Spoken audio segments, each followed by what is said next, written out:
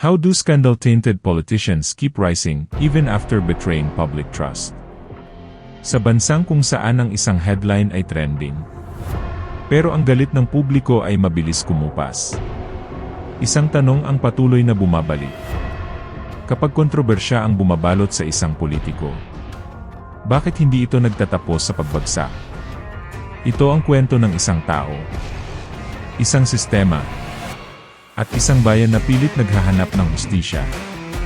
Simula ito sa isang pangalan na kilala ng bawat Pilipino, si Bong Revilla. The Rise, ang bayani ng masa. Sikat sa pelikula, tanyag sa telebisyon, senador ng taong bayan.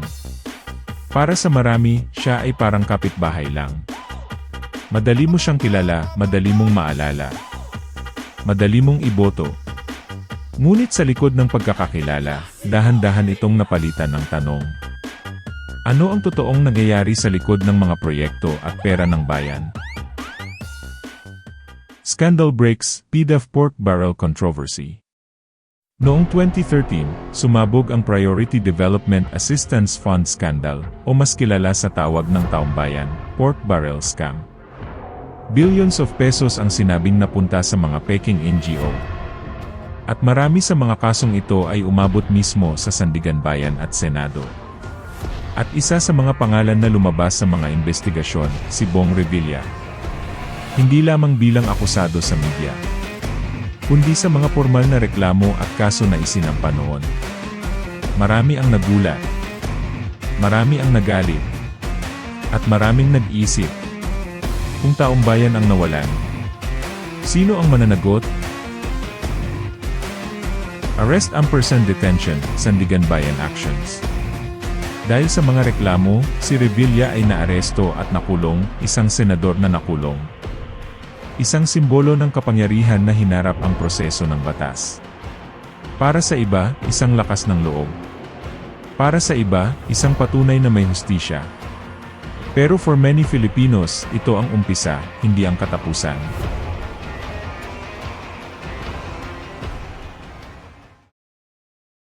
Court ruling, acquittal and lingering questions. Matapos ang maraming taon ng pagdinig, ang Sandigan Bayan ay nag-acquit kay Revilla sa plunder case na naugnay sa PDEF. Legal ang hatol, wala siyang napatunayang kasalanan beyond reasonable doubt sa plunder charges. Bong Revilla acquittal sends the wrong signal, says Leila de Lima. Ngunit kalaunan, iniutos ng korte na ibalik ang pera sa kaban ng bayan dahil ito ay tinuring na ill-gotten funds kahit pa may acquittal. Para sa publiko, ito ay tila parang may nasabi pero hindi sapat. When the lawmaker's legal counsel Ramon Esguerra was asked if Revilla won't return the money, Esguerra said, "No," very clearly. Bakit galit ang publiko? Sa mga online forums, comment sections, at discussion boards, isang tema ang paulit-ulit na lumilitaw. Hindi ito iisang opinyon. Hindi rin ito iisang grupo. Ito ay sama-samang damdamin. Sa Reddit, lalo na sa r/Philippines at r/Pinoy, maraming netizens ang nagtanong kung sapat ba ang acquittal para maibalik ang tiwala ng publiko, lalo na kung may malaking halagang pera ng bayan ang sangkot. Marami ang nag-debate kung ang legal na resulta ay katumbas ba ng moral accountability. May mga nagsabi na kahit may desisyon ng korte, hindi nito otomatikong binubura ang pagdududa ng taong bayan, lalo na kung may pondo pa ring ibinalik sa gobyerno. Sa ibang threads, iniugnay ng mga netizens ang mga bagong alegasyon, lalo na tungkol sa flood control, sa mas matandang kontrobersya tulad ng PDEF.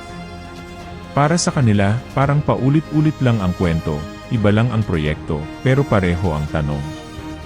May ilan ding nagsabing ang mas masakit ay hindi ang isang kaso, kundi ang pakiramdam na naging normal na ang ganitong balita.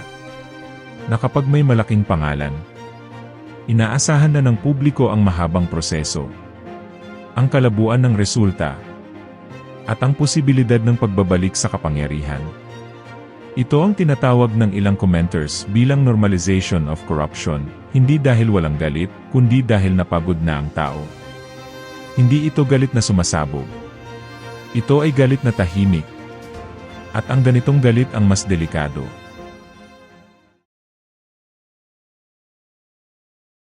Political comeback, the return. Pagkatapos ng kontrobersya at legal battles, bumalik si Revilla sa politika at nanalo. Para sa marami, ito ang pinakamabigat na bahagi ng kwento.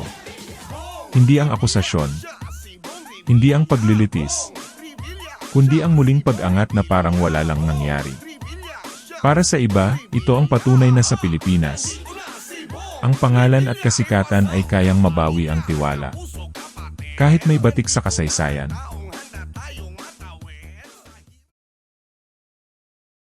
New turn flood control allegations. Pero hindi rito nagtatapos ang kwento.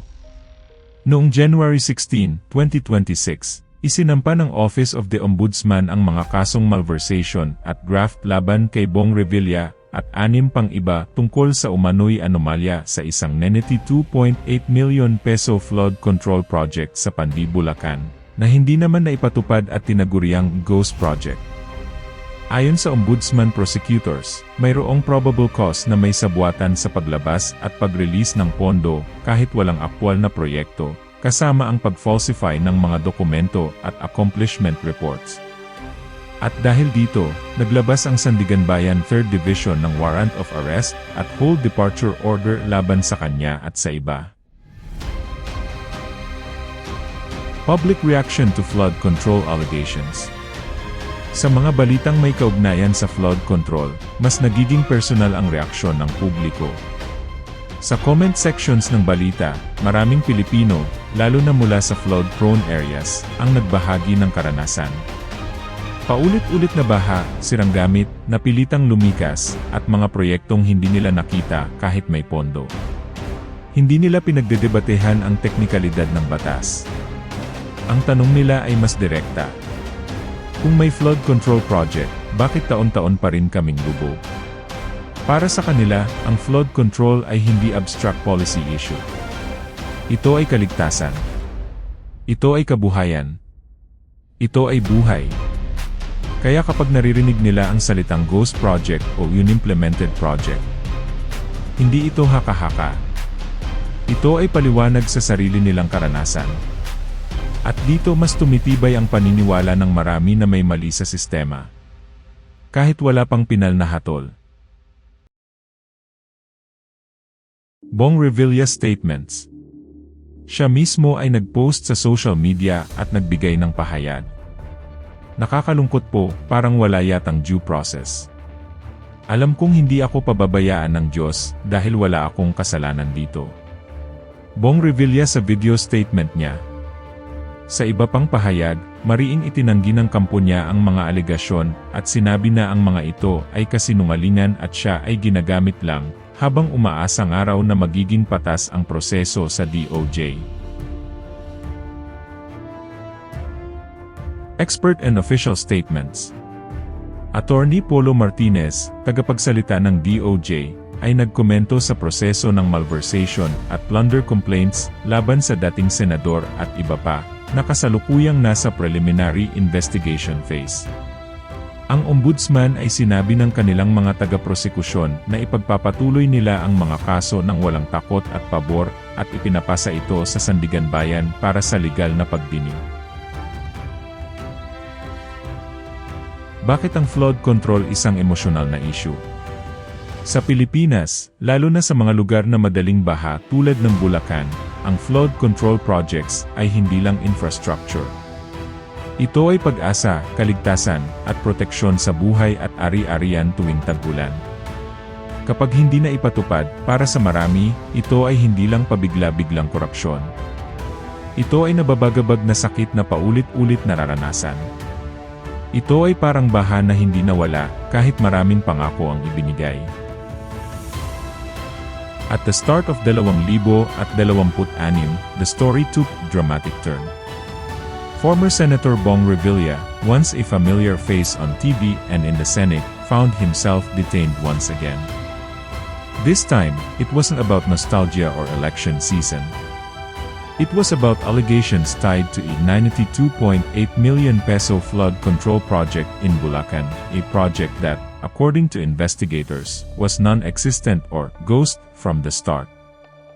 This wasn't a whisper on social media, this was a Sandiganbayan arrest warrant, a surrender to authorities, and actual detention at the Quezon City Jail. For many Filipinos, this wasn't just another news item. Ito ang sugat na paulit-ulit na bubuksan sa puso ng mga ordinaryong tao. Bakit? Dahil ang flood control projects, especially in provinces like Bulacan, ay hindi basta proyekto. Ito ay pag-asa. Pag-asa sa mapayapang panahon, pag-asa sa ligtas na tahanan tuwing tag-ulan. Kapag nabigo ito, hindi lang pera ang nawala, ito ang buhay ng tao, kabuhayan, oras, at pagkakaisa ng komunidad. At ngayon, dahil sa mga kasong isinampa ng Office of the Ombudsman at ng National Bureau of Investigation, maraming tanong ang pumapasok sa isip ng taong bayan, nasaan ang pera? Bakit maraming proyekto na hindi nagawa pero may pera na nawala? At bakit tila paulit-ulit lang ang nangyayaring anomalya sa gobyerno? Maraming Pilipino ang hindi nakalimot sa mga alegasyon ng PDEF noon, 10 bilyong pisong pork barrel scam kung saan bahagi ng pondo ay idinawit sa mga peking NGO at malaking halaga umano ang napunta kay Bong Revilla. Ngayon, may panibagong batikos, ito na ba ang pagbabayad ng utang ng nakaraan? O panibagong senaryo ng kapangyarihan at proteksyon? At kahit hanggang ngayon ay may haka-haka at debate pa rin sa mga komento online, ang isang bagay ay malinaw. Para sa maraming Pilipino, ang kaso ni Revilla ay hindi lang isang legal na issue, ito ay malalim na sugat ng tiwala. Ang galit ay hindi basta galit. Ito ay galit ng isang bayan na paulit-ulit na bigo sa mga pangakong pagbabago. Kung seryoso ka, walang mas malakas pa kaysa sa tanong na ito. Kung ikaw ang Pilipino na nakaranas ng baha at nawalan ng pag-asa, paano mo tinitingnan ang mga paratang na ito laban sa isang dating senador? Ito ang tipo ng tanong na hindi basta mawawala sa isip natin.